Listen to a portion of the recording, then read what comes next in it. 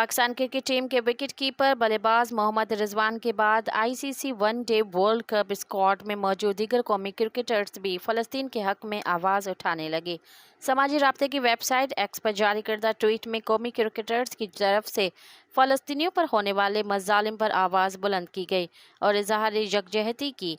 कौमी खिलाड़ियों का ये रद्द अमल गजा के हस्पताल पर होने वाले होलनाक हमले के बाद सामने आया।